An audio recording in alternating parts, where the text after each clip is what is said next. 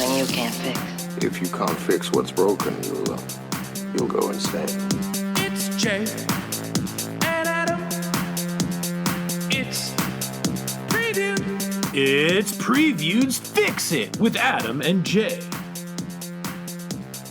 Hey, Peaches! Welcome to Fix It, where friends don't let friends fix pop culture alone. I'm Adam. And I'm Jay. And you're our listener.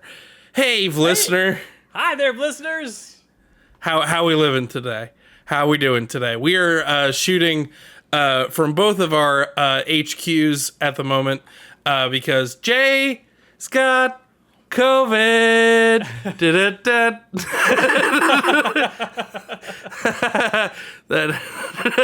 Sure. No, but I think it's a don't wake daddy thing. Jay's got COVID from Parker Brothers. That's right. This Parker Brothers. This pandemic brought to you by Parker Brothers Game Company. For those of you who are listening or watching for the first time, welcome to Fix It. I'm Jay. That's Adam. We every week take a piece of pop culture, movies, TV, that maybe we felt missed the mark, didn't quite get there, maybe, just didn't quite cross the finish line the way we wanted it to, and we fix it. You may know us from the wildly just abject juggernaut of a YouTube channel, Previewed, where we react, review, and riff to all sorts of stuff. But yeah, that's our show, and up until this point, Adam, I think we can both agree that everything has been pretty obviously needed to fix. Yes. But we've all been on the same page of that could be better. And this is the first episode where we are stepping directly on the third rail. Yeah. We went out okay, you know what our strategy is? Let's do movies and stuff that tie into things that are coming out this week that the zeitgeist is talking about. Absolutely. Well, Andor comes out tomorrow. So the movie Andor first appeared in was Rogue One. Maybe we should fix Rogue One. Which is a decision that we made. And now we're living with the consequences of it. Because a lot of people think it's high heresy that we're even attempting to fix to a lot of people, the second best Star Wars film ever made behind Empire. Oh. But we're gonna try. Yeah, I mean, I think there's definitely some stuff that can get fixed in here, and I think you would even say that more than I would, because you were the first one to be like, no, that we can fix that one. I'm like, okay. I have a few ideas. The moral of the story is that here at the show, I know a lot of people. We've been getting some comments about, the format of the show and things like that. Honest to God, the moral of the story here at Fix It is that we're just trying to have fun. And we have some fun ideas for how we would have liked things to go. But like every other intro for opinion-based YouTube content that for some reason everyone feels the need to put in, and I don't know why, because in my opinion, I feel like it is pretty much goes without saying, these are our opinions. If you disagree with us, if you've got a better idea or want to, just leave it in the comments below. But also, we're being nice. You be nice. We're just a couple of goobers having a good time talking about movies and stuff. Yeah. No harm, no foul on your boy's side. We're not trying to throw stones or anything like that. Yes, but today we are fixing Rogue One. And we're gonna get there. But first, hey Jay, how you doing? I'm full of COVID. Yeah, I've had. Yeah, it's going. It's going. I'm good. I'm good enough to get back to this, obviously. But yeah, dude, COVID was not fun. I did not enjoy, I did not have a good time with it. Because you remember, every time I would get the vaccine, it would take me out for a couple of days. And so I was like, man, I hope I never get COVID. Like, it's going to kick me in the butt. And it did. But I will say, I kept in very good spirits pretty much the entire time about it. For everyone who reached out in the comments of all the posts or sent messages on Discord, thank you so much for all the kind words and all the silliness. Like, it actually, like, really bolstered my sales. But, like, it's the first time I've been, like, really, really sick. But, like, I mentally, I kind of, like, had the ability to step back from it and just kind of laugh at it.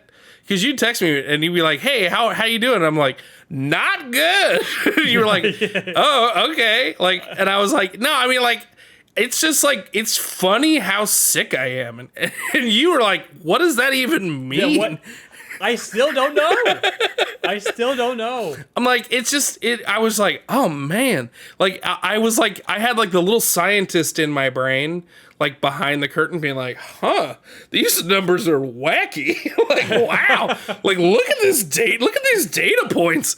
Like, there was certain aspects and certain byproducts of having COVID that I felt were a little bit rude. Because I went through like the whole spectrum of like being sick, like all of it. Like, I even got nauseous at one point. There were certain parts of it that I was just like, there was some certain stuff like on the back end that I was like, I feel like this shouldn't be a part of it. That's rude. That's rude. I don't enjoy that. This feels like it This feels personal, right? I'll take yes. COVID. On day 4, when I still was not better, it broke my spirit a little bit, in that I was just like, I should be better by now. I've been doing all the things I'm supposed to.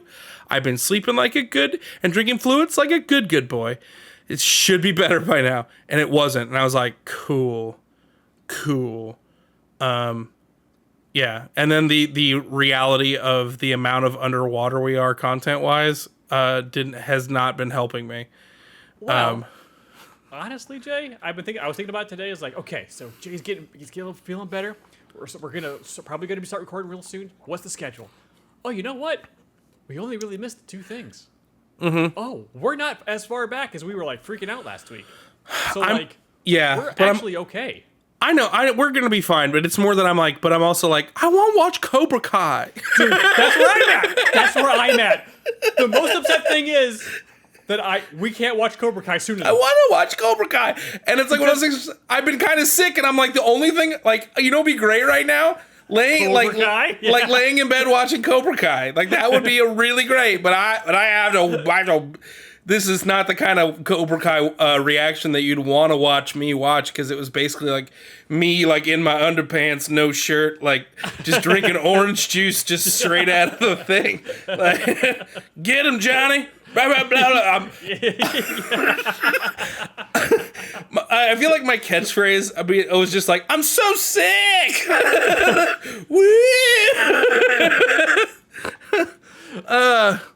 Wow. Yeah. Okay.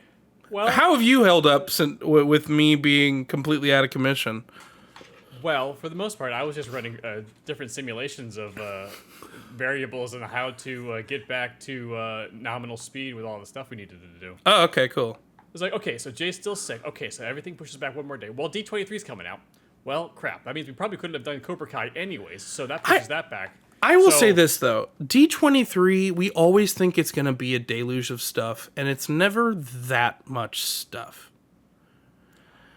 From what we cover, it's not always that. We always are like, oh my god, here it comes. And then it's like, oh, we did 3 videos. Yeah. Well, I mean, the first one we ever covered was in 2020, when it was all virtual. And there was a lot of stuff because everything got shut down. So, like, it was like, well, what are we doing? Oh, no, here's just everything. But, because everyone else was still scrambling that whole year. Yeah. But since then, like, the past 2 years has been, like, a good handful of information has come out.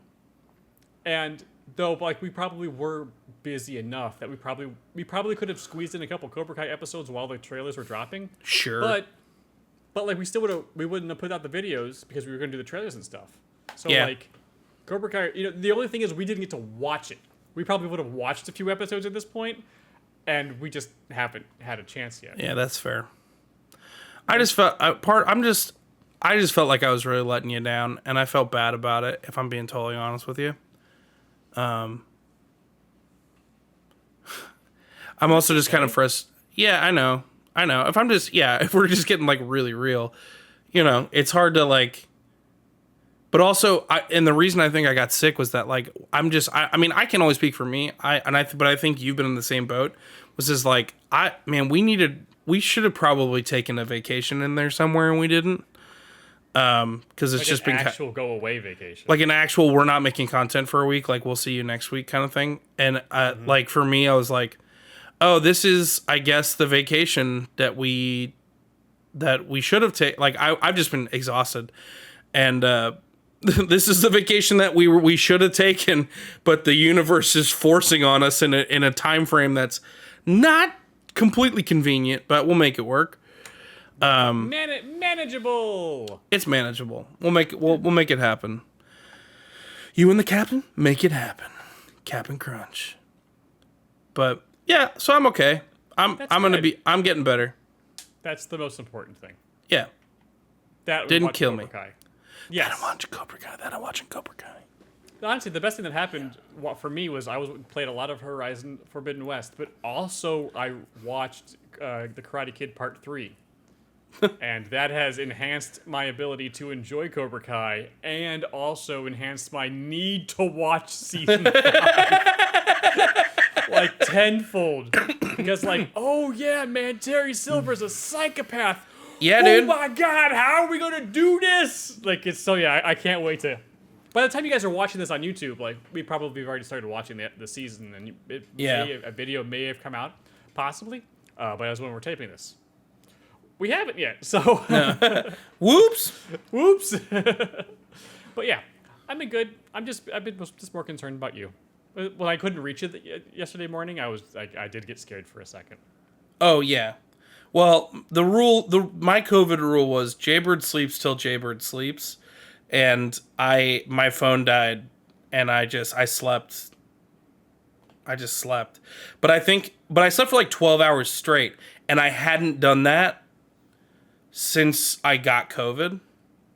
Oh. Like I hadn't slept the whole night through because I was like taking naps during the day and like and doing it that way.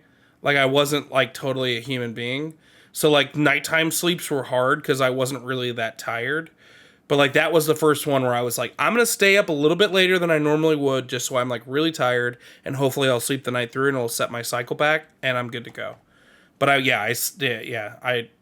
Kimberly was not happy with me, not at all. That's partly my fault because I reached out to her and I was like, "Where's Jay?" She's like, "Oh, I talked to him this morning." I was like, "Okay, so at least we have a tracking on him as of a couple hours ago." We have a time of death. All right, great. A rough window.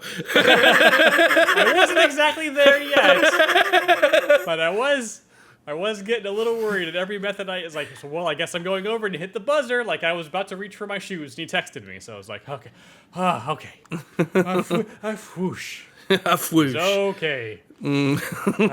You're sweet. Thank you for worrying about me, but also, sorry I was late to record D23 stuff. It all worked out. There's only a couple Marvel things to do. That's all good.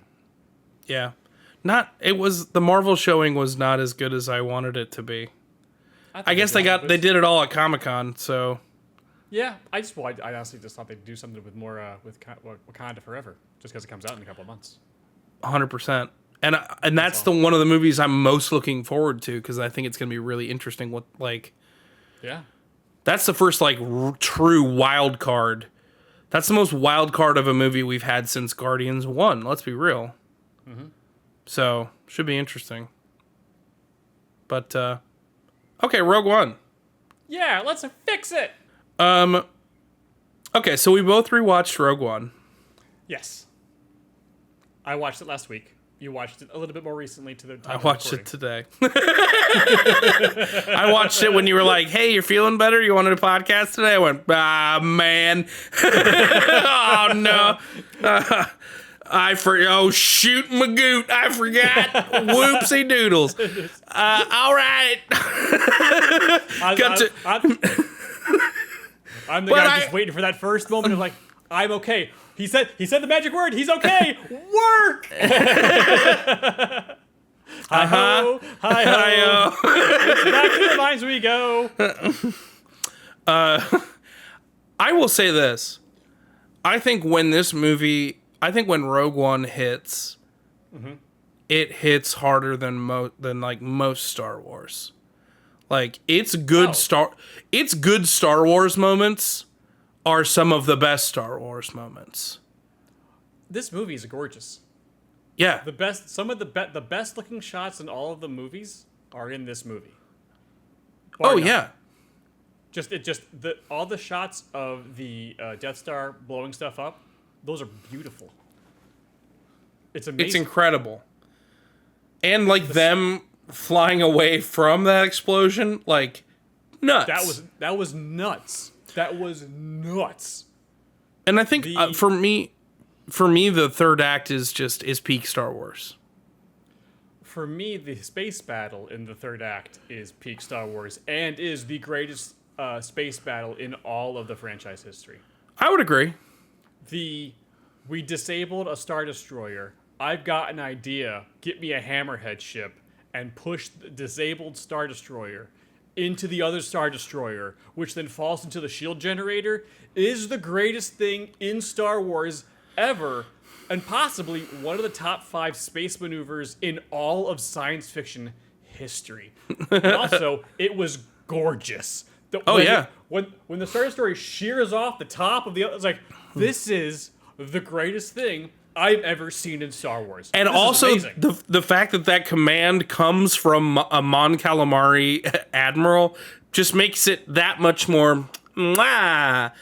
But I think like that space battle in particular does the thing where it's like it actually is more nostalgic and it makes you see your old friends more so than seeing C-3PO and R2-D2 in that tiny little thing where they're flying off. Like, I'm more nostalgic for, seeing the Y-Wings do what Y-Wings do. And I'm like, yeah, man. Oh, my... I like it when X-Wings do stuff.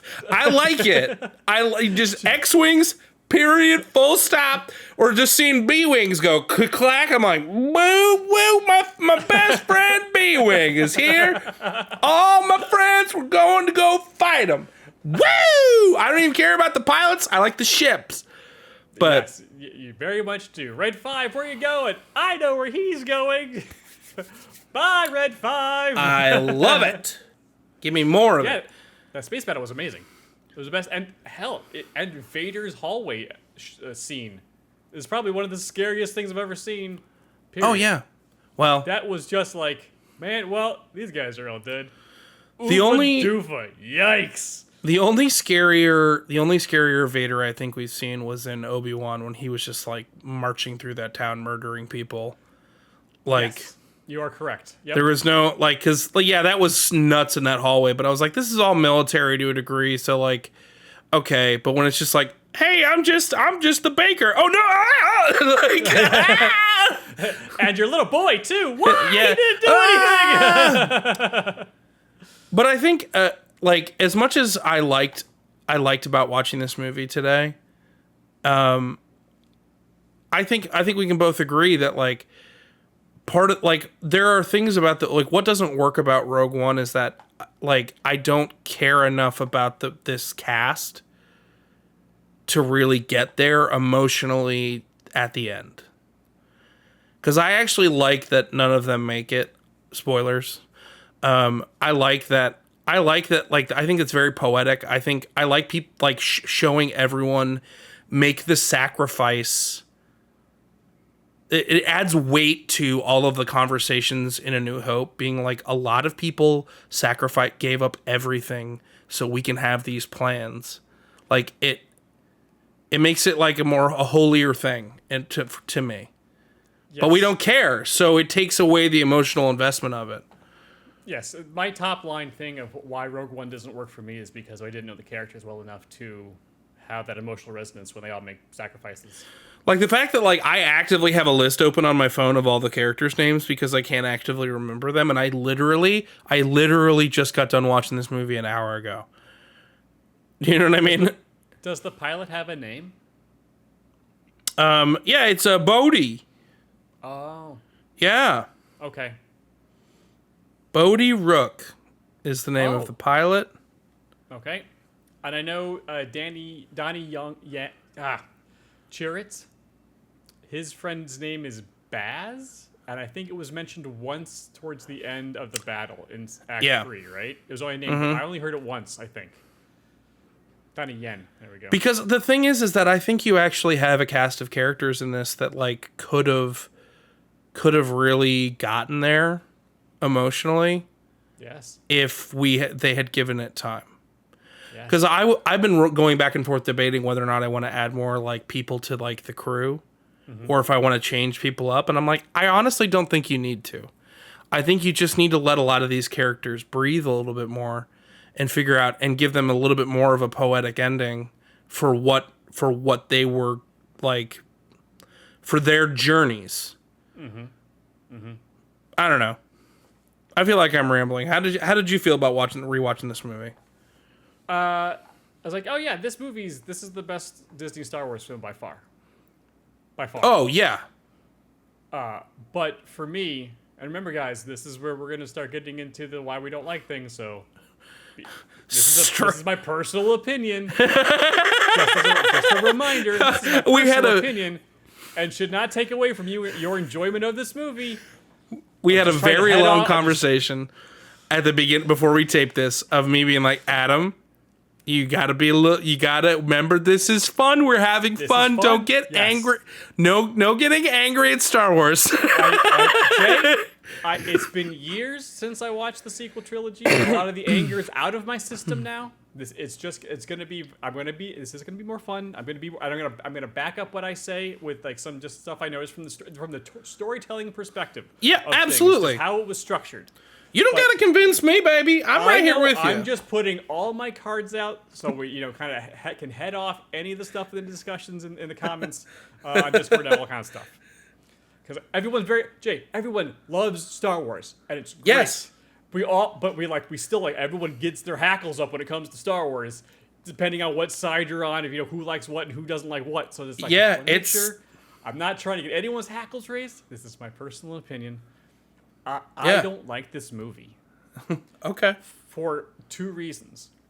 One, everyone dies at the end of this movie, and I don't like stories where everyone dies. Across the board, doesn't matter what the genre is. I just don't like stories where everyone dies. Oh, okay. I mean, that's a simple enough critique. I mean, like, I think it's great, but I understand your point. Yeah, like we were talking about earlier, like Saving Private Ryan, like is a really good movie. Then that third act hits, and it's just like, oh, this is amazing. Oh no, a lot of these guys, oh god, and it's like they earn all of those death scenes, and those things hit, but it's still like it feels like I like a lot. Like if some of them died, sure, but like it seemed like most of them. Oh god, this feels horrible. I don't like this feeling of getting to know these people for 2 hours and then losing them. It just just loses a little bit of the entertainment value for me. Like in westerns, like when the rewatch of the remake of the Magnificent Seven, was it the one with Chris Pine. right no, the other one, Star Wars. Chris Yeah. Pratt. Yeah, Chris Pratt. Yeah, spoiler alert. Yeah, he dies in the end. Like a lot, like most of them do. Like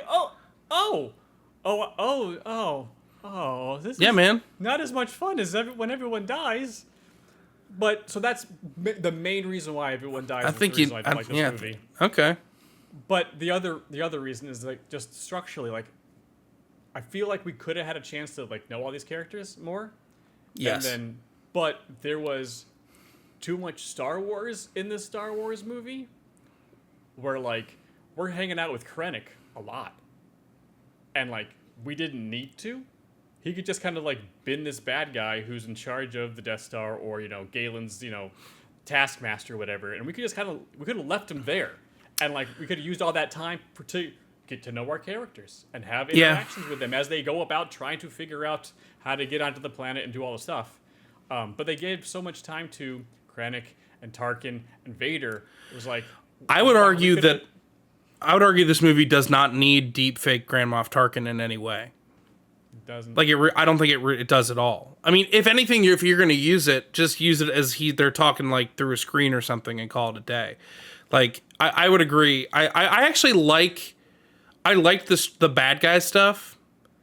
Like I'll take the Grand Moff Tarkin stuff. I think it was a little unnecessary, but like I liked that.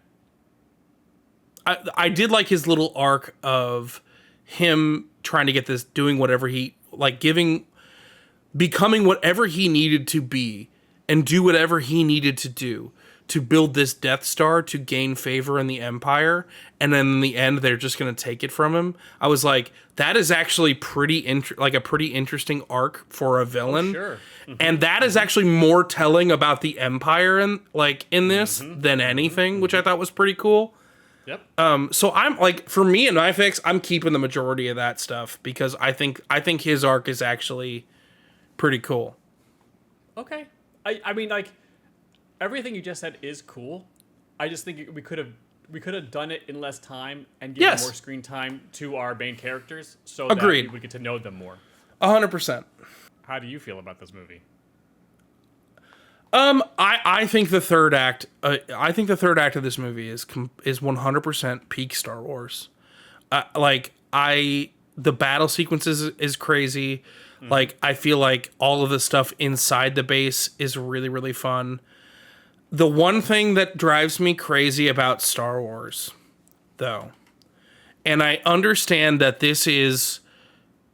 that the way they did this in this movie and the way that they've done this in most of all of the movies is, from a Star Wars perspective, canonically correct.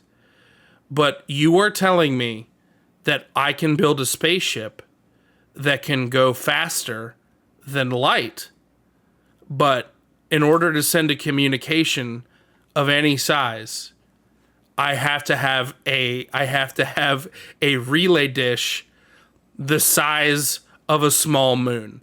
Like that base is so, they're like, well, we have to send the data files, and all of our data is, I was like, yo, you are telling me that spacecraft are like old hat, but like the concept of the cloud is like has escaped you guys. I understand. Like, here's the thing: in the Star Wars world, it makes perfect sense. It's interesting.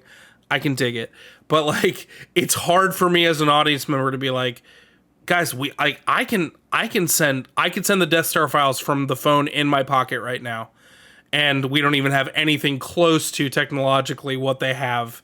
Like, you're telling me you guys have lightsabers, but like, in order to attach a file, I need an entire complex?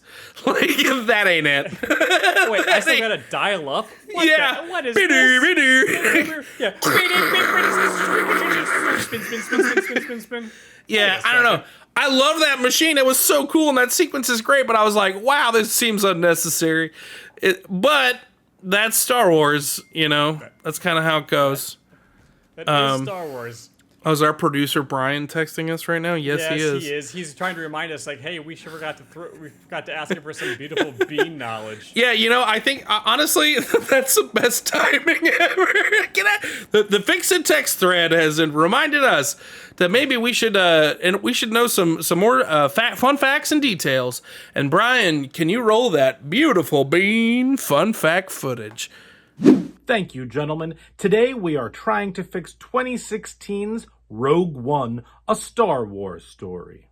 Directed by Gareth Edwards, it stars Felicity Jones and Diego Luna, among others like Ben Mendelsohn and Forrest Whitaker, and it was written by Tony Gilroy and Chris Weitz. This is the first non-Skywalker saga movie. It was produced by Disney. They tried to make it more of a war film, and it made just over $1 billion worldwide when it came out. And if you care, it has an 84% on Rotten Tomatoes. Back to you, gentlemen. Great job, Brian. Sorry about that, Brian. Should have got to you about 10 minutes ago. What are we talking about? Star Wars. We just talking about? I got one last question for you, Jay, before we get to the fixes. All right. Do you think Saw Gerrera needed to be in this movie? No, or not anywhere near to the degree that he was. If that makes any sense. Oh, it makes perfect sense. I just don't. I did some research going into this, because I wanted to find out when Saw Gerrera's character existed. Like I knew he was mentioned in the Clone Wars cartoon a couple times. That's when we first meet him, but that was a really long time ago. He pops up again in Rebels, but he doesn't pop up again until like the later seasons, 2016 and 2007 or 2016. Yeah, to 2018. and then we saw him in the Bad Batch. Right, but this movie came out in 2016, so like the general public didn't know really who Saw Gerrera was. I mean, I didn't know who he was when I watched the movie for the first time in the theaters. So like I feel like his inclusion in this movie was confusing. Like later on, after the Bad Batch and after Andor and all this kind of stuff, right? In like how Black Widow like didn't would have made more sense if it actually came out back a few years ago instead of when it actually came out. Yeah. Same thing with Saw Gerrera's inclusion in this movie. Like later on, this will make more sense, but like when it actually came out in 2016, having Forrest Whitaker in a movie in a role that's kind of ill-defined and set up in only a couple of sentences of like he's an extremist that even is actually hurting the rebellion. He is. Who even is he? And then just like tortures this pilot, and then his first real scene, he just decides to die. Was it just a little? I thought it was like a really herky jerky and like slowed the momentum down of like why is he even here? I'm not even. It sure also why. frustrated me. It frustrated me when seeing Saw Gerrera in the cartoons, because I was like, oh, this guy is a lot more interesting than what we saw in Rogue One, and it's not. It's the kind of thing where it's like I think Saw Gerrera would be more interesting if he had transitioned into joining them when they showed up to the rebellion. Do you know what I'm saying? Like, if he's going to be like, you could show me that he is an extremist and people don't necessarily want to do what he wants to do, rather than tell me. And that's pretty easy to get those cats out of there. Get those cats. I just think my Pete just loves me. I'm so sorry. Yeah, I know. I'm so sorry. Close the door. We're making content. Like I think there was a lot more they could have done with him, and it just felt. I'm gonna be honest. It felt like, hey, we got Forrest Whitaker. Isn't that cool? And to be fair, pretty cool. I like Forrest Whitaker a lot, sure. But I just feel like there was. When he walks That's on, time. and he's just like, he's got the gas mask. He clearly doesn't have. He's got artificial legs. Like, there's clearly a story here, but like for a lot of people, this is the first time you're ever seeing this guy, and then he dies. And it's just like this isn't like a River Song situation where we can have time travel shenanigans and like we're actually doing this for a reason. You'll get to know her later because she's in his future, but like she's like, but like this is like the first time we see Saw and then he dies. Like this is what is there's clearly a cool story here, but you guys didn't get a chance to know that story. Well, so, I just feel like just kind of is lessened because we don't know why he's giving up. The audience, like, if there was anything like me, I feel like collectively was like, I felt that whole sequence, I felt, should I know who this is? Am I a bad Star Wars fan for not knowing who this is? That's not ideal. That's not a great place to be in. Like, I was like, it's like when we were talking about The Hobbit. I was like, did I miss an episode or something? That this is... Yeah. Did I miss something? Like, what's happening? Yeah. Everyone's acting like I should know this guy, but I feel like this is the first time we've seen this guy, right? Yeah. Did I? Yeah. I don't know. But I think we should move into it. Adam, Rogue One. Do you want to fix it? I'm going to fix Rogue One. So. All right. So here we go, guys. Basically, my Rogue One fix is we're going to keep a lot of the same story points that happened in Act 3, just as a heads up. Act 3 is going to be basically the same. That's both of us. That's both of us, dude. Well, a lot of the same things are going to happen on planet. Okay. And we're going to get to the same ending point as well. Of oh no, here are the plans. Bye, we gotta go. Oh no, like A New Hope is minutes away from starting. So we're going to end in the same place. We're just going to get there slightly differently. And as I said before, I'm not a fan of everyone dying, so there's going to be a lot less body count in this movie. But basically, I think that what Rogue One should have been, or would have been a little bit more fun, is if it was more like Andor's 8, like Ocean's 11. Okay. Because this Yeah. could have been like a heist movie. And Yeah. also, I did some checking of. I rewatched some parts of A New Hope, and I asked some people who know a lot about Star Wars. George Lucas. You went right to George I Lucas. went right to George Lucas. And it's like, hey, when you wrote Georgie the script, boy. did you mention anyone having sacrificed themselves to get the plans for the Death Star? And the answer is no. No one was mentioned to die in the attempt of getting the plans for the Death Star. The first Okay. one. Many Sure. Bothans died for the second one, but no one was mentioned dying for the first one. Okay. So, with that in mind, I'm still canonically correct in like, hey, you know what? We could have gotten it with a lot less body count, so it'd still be okay because no one mentioned anything about a lot of people dying. Adam likes Just a wanted to make happy sure. ending. Adam likes a happy Jay, ending. I live in the real world. There's a lot of sadness here. I like my stories to have a little bit of a happy ending. I like hope, Jay. Rebellions are built on hope, Jay. I don't know if you're aware of that, but rebellions are built on hope. Man, some of those lines were kind of corny as hell. Kind of. Yeah. But not bad. I mean, it is a good line. It just, needed to find a way that's a little bit more organic at getting in. Anyways, to prepare myself for this pitch, I rewatched Ocean's 11 and took notes because it's a very good movie. Okay. Cuz it's like 100 minutes and it clips and I felt like what Ocean's 11 did right, Rogue One didn't do some of these things to help us get to know these characters. Oh, okay. Yeah. So because Ocean's 11 has 11 characters we got to get to know quickly before a big heist that takes place in the last 40 minutes of the film. But when we get to the heist part, we basically have a good understanding of our main 5 or 6 characters and a decent understanding of the other 5 that you care about all of them as their quirks and stuff work together and against each other to pull off this insane heist against this bad guy. So using the same formula, we could have used that in Star Wars. It could have been a heist movie, but in Star Wars. Yeah. So my movie takes place, basically at the same point, but it starts with the cool scroll at the beginning, and it pans down to a plan, and we zoom right into a cityscape, and we come onto a window, and inside of it we see Cassian Andor getting pushed into a seat by a couple of Crimson Dawn heavies. Oh, Crimson okay. Dawn, Yeah. the guys from Solo. I double checked because I was gonna say Black Sun, but I don't know if Black Sun currently exists in the Star Wars universe, so I checked with the. Well, because also Solo is technically quote unquote also a heist movie. Yes. Quote unquote. Also, quote unquote. It wasn't a very good heist movie. Anyways, this is gonna be a better heist movie than what Solo did. So, this scene is like a Black Widow scene from the first Avengers. So they're interrogating him, but he's really interrogating them. And in this scene, we get to know everything about Cassian. Oh, he's okay. He's been doing this a really long time. He's good at bluffing. He doesn't get intimidated. He's quick-witted. He's smart. He knows how to handle the situation. He's very good at this.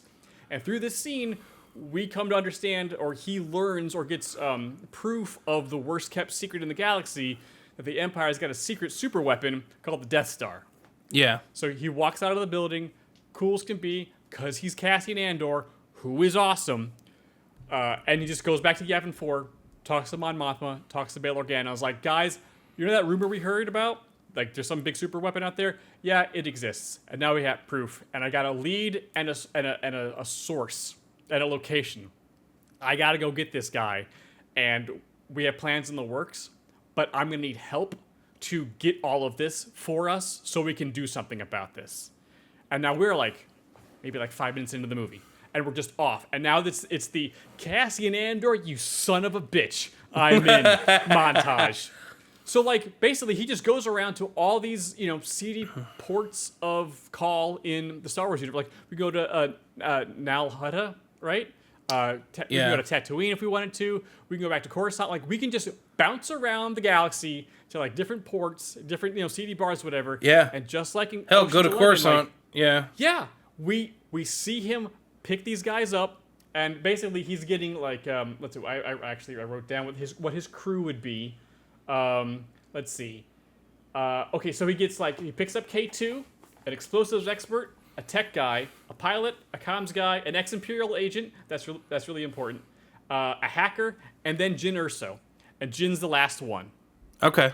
And everyone's seen as like we get to see them what they're good at. Like, explosive guy, blowing stuff up. The ex-Imperial agent is like, dodging Imperials and stuff like that. Because like they, worked for the Empire for a while and then realized like, wait a second, these guys are super horrible. I don't want to be part of this anymore. I gotta go. Like, Yeah. We learn all of this stuff about their specialties as Cassian, comes up to him and says, hello, like, remember me? We're old friends from, I've been doing this for, 15 years now. So like, everyone's got a little bit of a past. But the last one's Jyn. And we see her in her element, pickpocketing like an Imperial guy, and like Cassian sees her, and she sees him seeing her, and then through like spoken mirrors or whatever, like she gets the drop on him. And then they like, hey, remember me? Like, yeah, of course I remember you. You still owe me blah, blah, blah, blah, blah, and I hate you. Why? Well, we learn in this scene, like 12 minutes into the movie, we learn why our other second main character hates the Empire, doesn't like the rebellion, and just overall hates everybody. Because, like, in the movie, we don't know anything about Jin's, view on the world or the galaxy at large until, 15 minutes into the movie. Okay. She just kind of, is in jail and then hits everybody with a shovel and runs and is blackmailed into helping. But here, we're going to have that scene where she's talking to Cassian about, why I'm so angry about stuff. Like, right up front. This is where I am. This is the person I am. And he's like, you know what? Well, yeah, but the Empire killed my parents, and the rebellion isn't helping anybody. They're just kind of in it for themselves. So, screw everybody. I'm just going to, you know what? I'm just taking care of myself. And he's like, well, the Empire killed your parents. So, what if I had to give you a chance to actually, put a thumb in their eye and take away their most secretive weapons that change the balance of power in the galaxy? Would that be interesting to you? And she's like, okay, fine. So she's not blackmailed into the movie. She's just kind of give it a chance. And she's like, you know what, fine. So then the group comes together, and now we start okay, here's the plan. We got to get to Scarif because the Death Star plans are there. But in order to get there, we need, I have someone who's got more information on the planet and information about where the plans might be, and also we need a ship. So the group starts working together. We see, characters, interacting with each other and talking about their pasts and figuring stuff well, okay, if we're gonna need a ship, we're gonna need plans, we're gonna need fake IDs, we're gonna need, they figure out the parts of the plan that need to start coming together. Like, okay, this, the planetary shields are the thing, and it's a big complex. We're gonna figure, they start problem solving and getting things together. Then they go on their first side mission to pick up a ship and the source of the information that they need. Okay. They split up into two teams. One will get the asset, the other team will get to the ship. Jin's supposed to be on the ship team, and they bring along a mysterious package in a big trunk. And Andor says, Jyn, don't open this box. And of course, Jyn doesn't follow those orders, and she goes off and tails. Yeah, you're opening the box, yeah. She opens the box, freaks out, and chases after Cassian's team. Cassian sees Galen Erso being escorted by a bunch of Imperials, and then realizes that he needs to kill Galen Erso in such a way where he can extract him, switch the body, burn it, and get out of there. Jyn almost messes that plan up, but, of course, they figure out a way to not mess that up. But it's, it's tense. It's like, oh, no, but... And then she sees her dad, and then and then she's really angry. And because the ship team comes in, they got a ship, everyone flies off, but then she's like, Dad, you're alive. I thought you were dead. That stupid Krennic guy was... I thought he killed you. Yeah. Krennic gets introduced here. Of hey, here's the bad guy who you thought killed me in the past, and is in charge of the base we're about to go to. And because also, R&D is also on Scarif. It's a bigger complex than just, a library. It's no, other stuff's going on at Scarif. That's why I've been there, so that's why I know stuff. It's we get to know more about the personal intrigue there. So now it's Jyn is really pissed off. It's oh, the only reason you brought me on this team is because my dad's involved, and not about me and my skills and all that kind of stuff. It's no. That was a bonus. You are actually very good at the things that you do. We actually need you on this mission for, certain reasons. So then, the group comes together. Galen gives more information about what's on Scarif. And it's okay, great. Now we have a more intricate plan and more details about what's going on down there. We got to figure out and solve them. And so then it's them okay, We got the IDs. We got the ship. We got the access codes. We got some cool Imperial outfits. Like, okay, things are we're working on the ship. All the stuff's coming together. All the stuff's coming together. So they, then basically it's about an hour into the movie, and now we're just headed to Scarif. The rebels know what's going on. There's no big space battle in this movie because the space battle actually hindered the attempt to get the plans in Rogue One. The reason why the shields were raised is because the rebels showed up, and they're like, "Oh no, we can't leave the planet. We're gonna have to beam it off." I see. So this time it's like, this is a secret mission. Rebels don't attack Scarif. We're gonna handle this. So they, of course, all of this is the normal heist stuff. It's tense. Like, oh no, are the codes gonna work?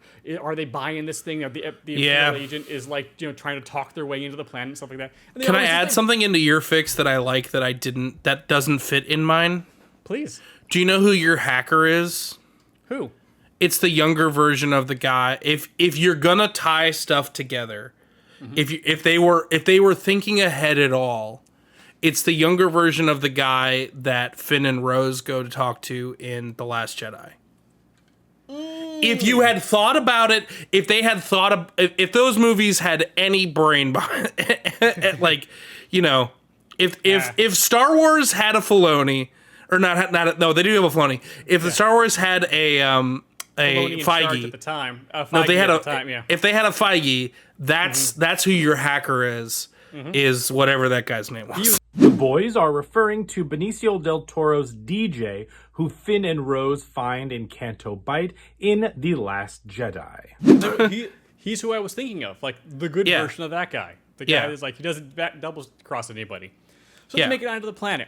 And then it turns out they have like a special compartment inside the ship where the hacker guy and the comms guy are like, in the belly of the ship where no one can actually, scan them or find them. So they're like, hacking into the base so they can like walk them through and stuff. And so like you see a couple of, like Jin and Cassian and K2 and Galen all like wearing Imperial armor and stuff. And like Galen's got stormtrooper stuff because they can't see his face. Like certain people, of course, like we can't see their faces because we know the Imperials will like have scans of everything.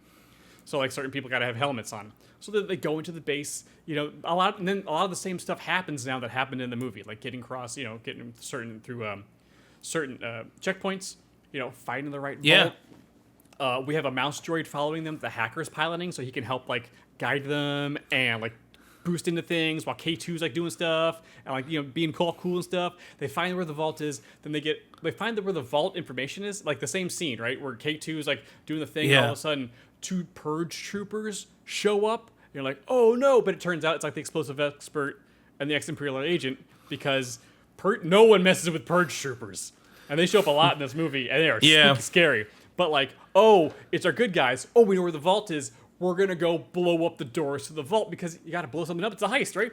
So they blow up the doors of the vault at the same time. The mouse droid sets off the clarion, the klaxon of like, like someone's getting attacked. Yeah. So no one hears the explosion because the clarions are going off. Door opens up, then the same thing happens. Oh no, the thing's stuck. We gotta go climb the thing and do the stuff or whatever. At that point, this is where the big wrinkle comes in. Vader shows up. Oh, okay. Oh no! Why is Darth Vader here? Well, we all know the Death Star is getting close to being done, and he's just making sure everything is copacetic here at R&D and the libraries because like they heard they have spies too that may have heard like a little whisper that's like something's going on. So he comes in to like talk to Krennic, and Krennic's like, "What are you talking about? Nothing's going wrong." Oh no, Vader's here. He knows something's going on. Krennic's like starting to act a little kind of crazy and like under the pressure of Vader being here, like the Death Star, all this stuff's kind of smashing into each other. So Vader like gets a sense in the Force is like something's not right here. Lock the base down. Oh no, the plan's going awry. Crap. What do we do? Plan B. The explosive expert tells everybody to get off the ship. And he blows up the ship that came in because they rigged it with a giant like ion blast, like an EMP situation. Exactly. Awesome. Blankets okay. the whole base, all the power goes out. Now Krennic is freaking out. Lord Vader is right there. This was not the time for any of this to happen. Oh man, Lord Vader's here. Oh man, so bad. He's gonna be so mad at Crossbones. Oh man. So like everyone's got to like say, okay, you know what? The pilot the pilot was, the ship, the hacker, and the comms guy's like, guys, we got a Hail Mary play. Meet us at the main hangar. So everyone, starts working their way out of the base, and of course, the same heist stuff happens with people trying to talk their way past other people, and it gets all crazy. And Vader's all like getting angry and stuff, and critics like trying to do all the things.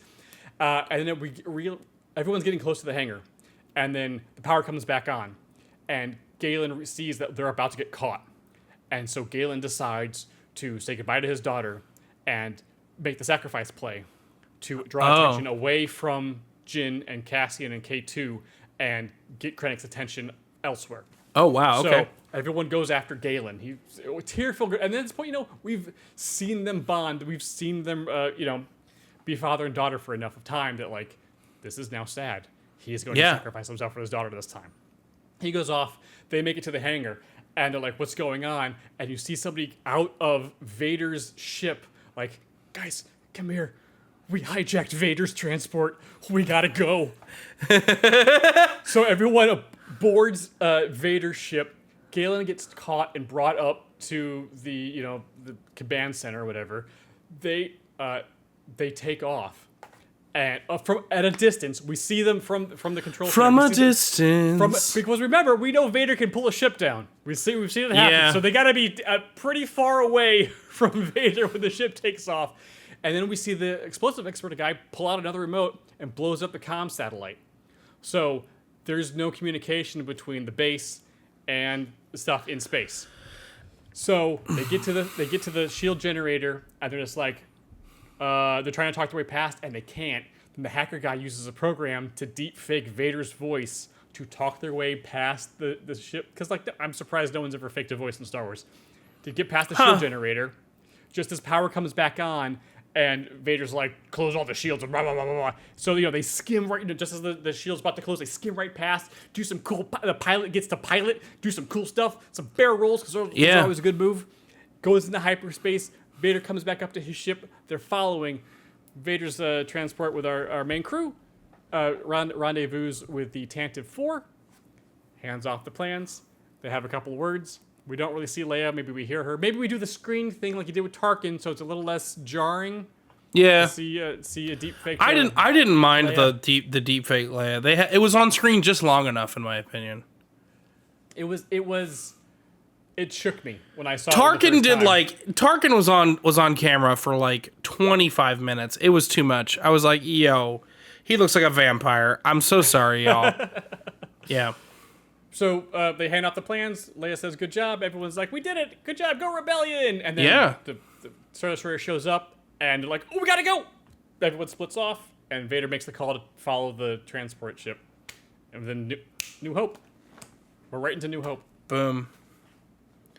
Okay. So there we go. It's just Cassian's 8. I can dig it. Heist film. And it's Yeah. you know what? It can be the same. There could be a lot of the same level of like. Slightly desaturated, a little bit more serious in tone, but just a little bit more. There's just a little bit more fun with this one because it's like, it's the heist tension. Are they? Is everyone gonna make it? Well, and also Galen. Oh, I'm sorry. Back up. When the ship flies off, Galen gets brought to the bridge, and Vader force chokes and snaps Krennic's neck in front of Galen. So Galen gets his seized. Is like, nailed it. We did it. Because the good guys never interact with him, and he gets his comeuppance through Vader. They made him look bad in Vader's eyes, and Krennic dies. And then Galen does not die. Galen gets taken off. He gets pulled off, and he's like, Galen's technically still alive, but he's captured again. But they're getting information out of him. Mm-hmm. But that actually makes sense. That's why Vader is the one that personally goes after the plans, because he's the only one that knows that they have them. That actually tracks. I like that a lot. And also, if you structure it as a heist movie, it gives you it simultaneously gives you more time with the characters, but also I can connect more.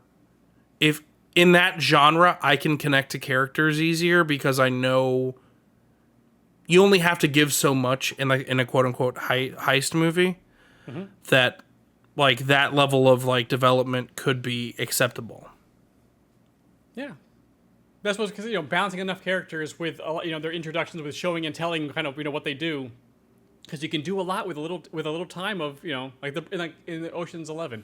when we introduce the brothers, they are racing each other, and one of them's got a little, remote control, and the other one's got a big, a monster truck, and then they just fly, and the little RC car is winning, and he just crushes it. It's like we're learning everything about these guys right from this 30-second scene. 100%. And we got it. We know exactly who these guys are. They're good at what they do, but they bicker because they're brothers. And they're kind of goofballs. Yep. Yeah.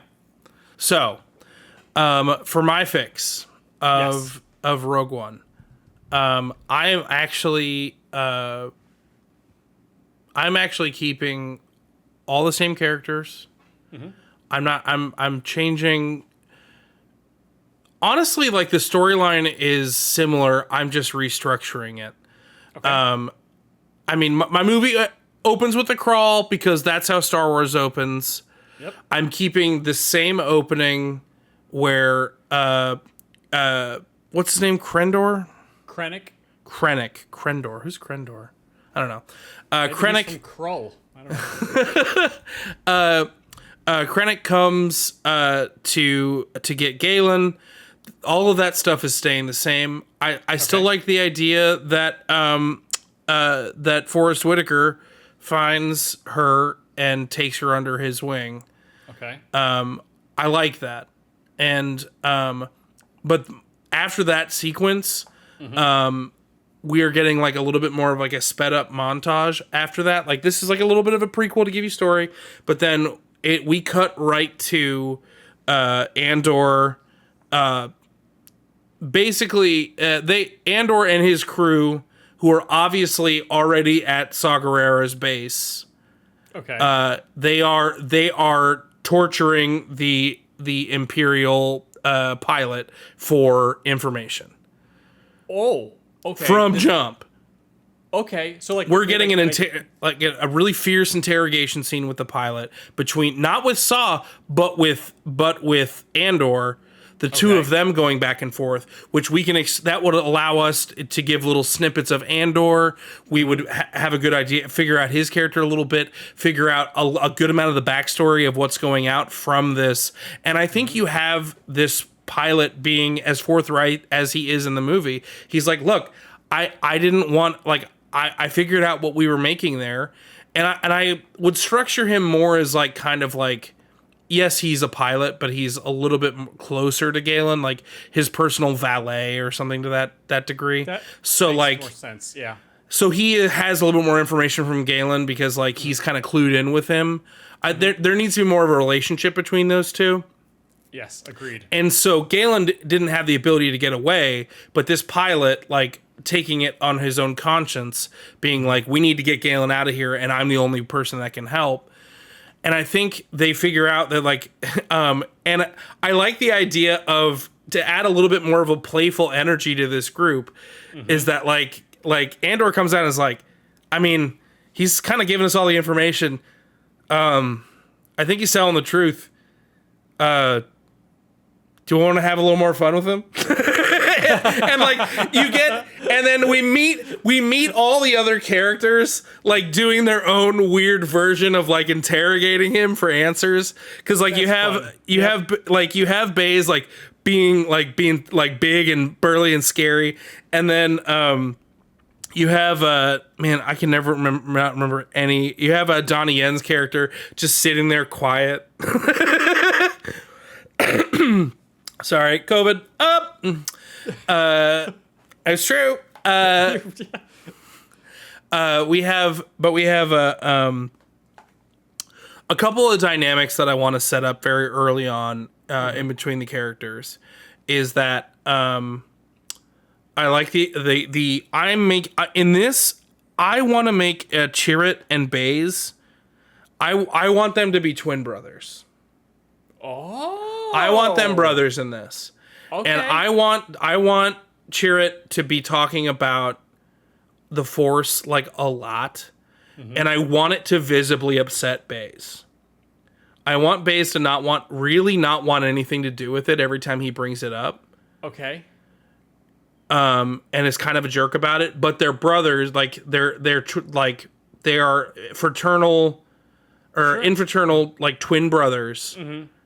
and they're not, and he's just like not having all that Force stuff, and but like, you know, Chirrut is like very patient with Baze, and it's just like, one day like you'll understand, like you know why you understand, but like every time like he tries to push it, like Baze like is kind of like, Stop. you got to cool yeah. it. You know why you need to cool it. And then with K2SO, I think, and we see this in his interrogation, is that K2 is also ex-Empire.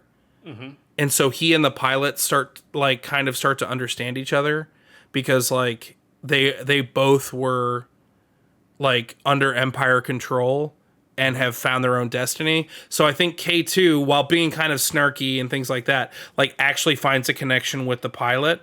And that's where I think the pilot finds a lot of his own ability to like find his own courage, and like he learns the lesson of the, like, you can change. Like you don't have to be an Empire lackey for your entire life. Like you're in charge of your own destiny. So I like the idea of these like early on scenes, like like kind of writing these connections a little bit more. And also it just shows that they're also just like we're this is a really serious movie, but we're having a good time. Yes. That's very important. Saw, like, they figure out where Galen is, and they get the intel that they'll be able to extract him.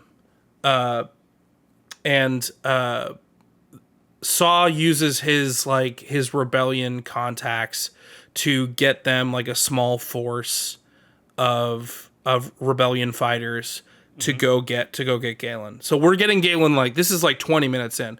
Like we're just going to get him. And it turns it. I would even keep the same set piece, the rain and everything, but I think it's a little bit more of a knockdown, drag out. Like the rebels show up, and the Empire is more prepared than they probably like. You know, they're the Empire; they're scary, and this is like kind of a knockdown, drag out street fight of rebels versus stormtroopers, and it goes tits up. Oh no. I like the idea of them finding Galen. Like, they've lost a lot of rebel troopers. Like, everyone is injured. It is not great. But they find Galen, but through the process of that, Galen is shot. And basically like hands him a data card, and he was like, what, man, why I can't remember anyone's names. That's why I have my little sheet. He had, like, Jin will know what this means. And Andrew's like, what is even that supposed to, what? Like, and he has like dying Galen in his hands, and it's just like a holodeck. So they get back to Saw's base, licking their wounds. The rebellion is pissed. Sure. The rebellion is like, Saw, you cast your only chip here, and we didn't even get the prisoner out of there. Like, you're done. Like, you're done here. And so basically they explain like what Galen said, and they're like, does that make any sense to you? And so I was like, it actually does, but it pretty severely complicates things. And then we cut to and then we flash back to a job, like a little rebellion job with Saw and Jin that goes tits up, and she's in prison. And so now it's like, and now we see her relationship with we developed her relationship with Saw, and like her wanting to be in the rebellion.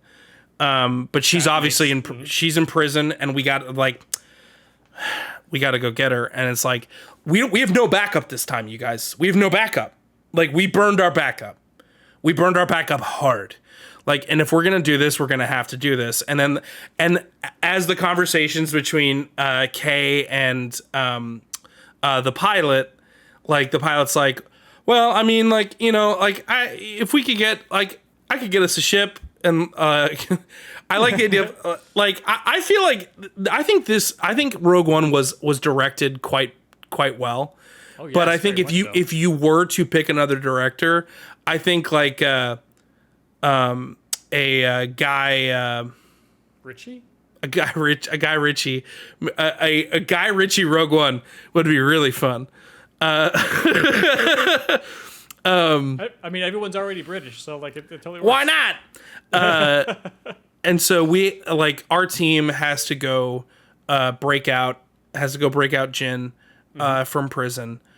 She's able to now granted that whole sequence would be a lot more complicated and a lot more intricate, obviously. Oh, of course. That's where the fun is. And those moments again, like you were bringing up earlier, would give opportunity for us to see the relationship of this motley crew, this like little gang, to like make stuff happen. They break Jin out of prison. She gets back to Saw. The two of them have it out. And then finally she was like, why did you bring me back here? Saw? Like what could possibly, like, I'm out of here. Like, thanks for getting me out, Saw, but screw you, dude. Like, what's even supposed to happen? And then he plays her the holodeck of her dad, and we get the info dump of everything that's going on. And then she's like, okay, well, we got to go talk to we got to go talk to Mothma about this, like, obviously. And Saw's like, I kind of think we burned that bridge. She's like, well, we're going anyways. Like, and she just gets into a ship, and before like, before she can leave, like, and the rest of them are like, they're not really willing to risk everything for this. They're like, I don't know about this. And then finally, like, they go with Jen to the Empire, or not the Empire, but the Rebellion. Whole big stink. And it's like they're like, you guys reek of Saw Gerrera. This reeks of bad intel. This reeks of suicide mission. Like, why on earth would we do this? And I think that's what sets up the small band.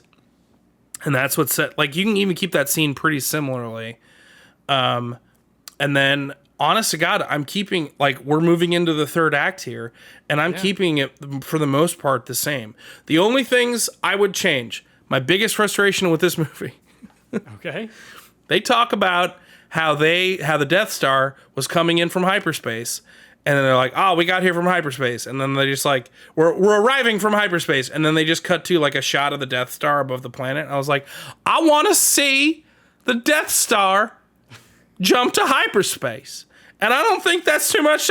I want to see it go. You know what? That's so much scarier. Just to be like, "Huh?" Like, oh no. I would, so I'm keeping that. I am keeping, with the impetus that like we've seen this group of misfits like become a family, literally and figuratively. I'm keeping the fact that everyone's gonna die in this movie, and I'm keeping that. And I like, I am gonna change a couple of the deaths though. Okay.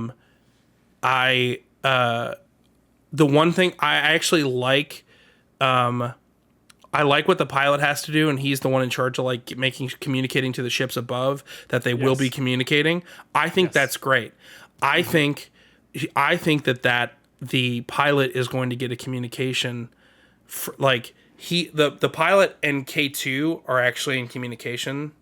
K2 is the one that tells him he needs to do that. And they get to have a heartfelt moment of like, I was programmed to be in the Empire, and I'm here blasting stormtroopers. Like, I think he's afraid to do it, and K2 is the one that gives him the inspiration speech to go do it. And it's like, now is your time. Like, if you really want to like make up for what you've done with the Empire, like, now is your time. And Very I like, good. it's like Very that's the like, if you leave this door, you're an Avenger conversation. And then. I'm keeping Chit is, I think him getting the him walking through with the Force stuff. I think, but right before he walks out, he's like, the Force will take care of me. And Baze is like, it won't. No, it won't. And Chit's like, you of all people will know that it probably will. He's like, if not me, then you. And he walks out and does the thing. and of course Baze is not okay, and he's coming out, blah blah, blasting, and cut back to like it's like very clear that like he's been set up as like kind of a shock trooper for the rebellion, blah blah blah blah. Right. And yeah. like, but all it the one thing that like comes like chipping away at his armor, quote unquote, is that people being like, some of these stories like aren't adding up. Like some of this, like I feel like you're putting on like this big act as like a big tough guy. Like clearly there's something else going on here, and I think like he's holding shit, and as he's holding him, his twin brother, because I just think it's better if they're brothers. Yeah. And it also explains connection even if they're going to be at odds. Do you know what I mean? Absolutely. And I think shit is still like the force is with me, the force will protect me, blah blah blah. And Baze is just like, the force didn't protect you, brother, and he's like, it's because when and then shit looks back up at him, and it's just like, because it's been in you the whole time. I've just been hoping that one day it would rub off on me. And you see Baze like, and just like, you know what you have to do, and you just see like Baze like in a rage get up, start blasting, but as he runs out of ammunition in his back cannon, the armor drops, and he's just like, he is just at the end of his rope. And it's an old rusty lightsaber comes from his back pocket, his pack, and he's just like, I promised him I'd never use this again. And it's just, it's a red saber. So he's just been running away. It's a red saber, and he's just but it's like, it's clearly old, like the blade isn't that strong, and he goes down swinging. Of course. So he like, does. Yeah. yeah, he's been atoning for some pretty serious messed up stuff.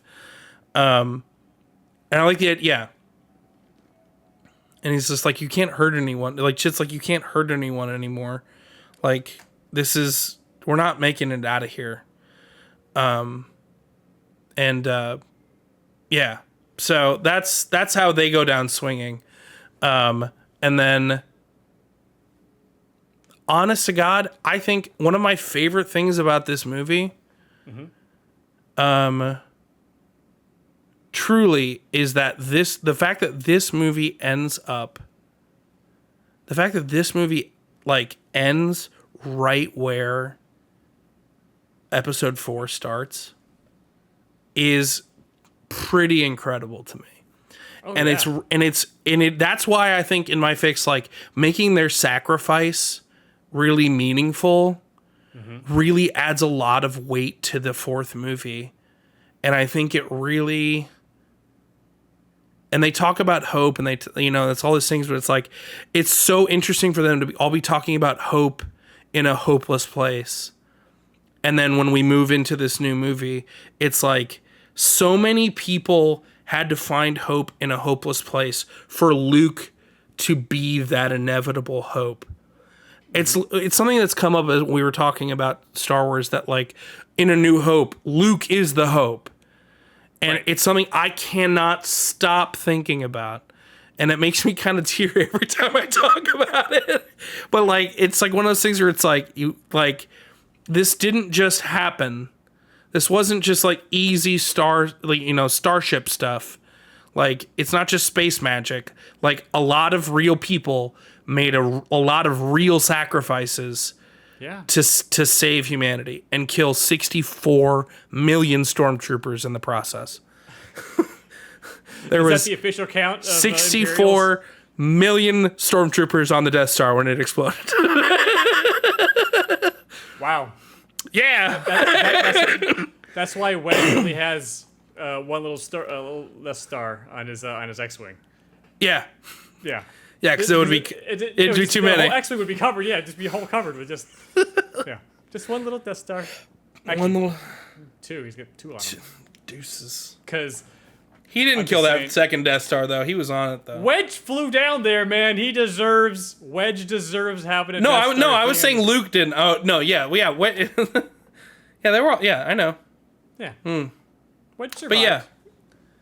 I think it all comes down to is just like the frustration with Andor is that they just don't give us enough time to give a crap about these characters. Yeah. I mean, I think if we've learned anything from the fixes, that it's just like, you know, the amount of times where we're just like, oh, and this will give them more time to have a conversation about, like, here's the meaningful connections between all of these characters. Mm-hmm. You know, how they're, like, it's like they need to make it so sometimes in order to make the audience care about someone dying is giving us a reason that another character was wildly upset that that character died. Yep. It's that easy. And I feel like Rogue One had the possibility of doing that, but It did. But yeah, we just didn't get enough time with it. But you know what? Great fix, Jay. Thank you. Not half bad. Not half bad. But yeah, I've been thinking a lot about this movie since, like, I still think I really like it. It could be better though. Yeah, no, it's the best Disney Star Wars film that's been made Easily. by far. Yeah. And it's frustrating because it really set a tone pretty early on, and then nobody else really matched it. Not even close. Not even close. Like, Solo didn't even... Nope. Like, couldn't even... Interesting. Well, I think that's our episode, my friend. I think we did it. I think we did it. Just in time. If you guys like this episode and you guys liked our fix, or if you didn't like our fix and you're wildly angry at it and you just been hate listening through the entire time, which, honest to God, sure, why not? Weirder things have happened. If you are, if you're listening to this on Apple Podcasts or wherever you find your podcatchers, definitely leave us a review and give us the old 5 stars. It actually goes a long way for the app to recommend us to other people. And apparently we are the 4th ranked comedy podcast in Ecuador. Oh, is lately. That's what Brian... Oh, wow. Yeah, Yes. it's fun. But also, if you are watching this on YouTube, thanks for hanging out with us. And also, be sure to like, subscribe, and hit that bell, and do that YouTube that you do so well. And let us know what you think about this one. I think from a comments perspective, this one's going to get kind of interesting. Probably. And for those of you guys, for all of the nice comments with me being sick, I thank you guys for the moon. It's been great. We're going to be getting back up to speed and giving you guys so much content, you're going to puke, and it's going to be great. Yep. Mm-hmm. Yeah, so much content down those content holes. Watch out now. You better believe it. But from the bottom of my heart, thank you for everything. Appreciate you. And as we always say at the end of these episodes, Yes. Mm-hmm. heartbreak feels good in a place like this. It's the slow knife, Jay. Surprise. It's the slow lightsaber. Surprise. Oh, no. Sorry. Wait. Another take. Sorry, another take. It's the slow vibro knife, Jay, that no one sees coming. You might hear it, but you don't see it.